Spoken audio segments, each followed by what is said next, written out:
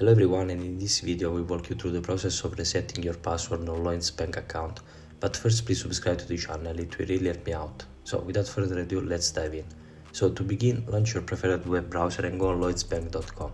For password reset, locate the login option in the top right corner of the screen and click on the personal tab. You will then find a page displaying various options. Look for the forgotten your logon details link and click on it.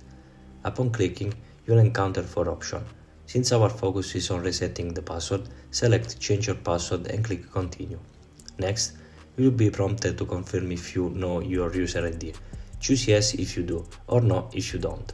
If you select No, you need to provide details such as your current or saving account. If you opt for Yes, you need to input your user ID, first name, last name, date of birth. Supply the request information, click Continue. Follow the guided procedure and then you can successfully reset your Lloyds bank password.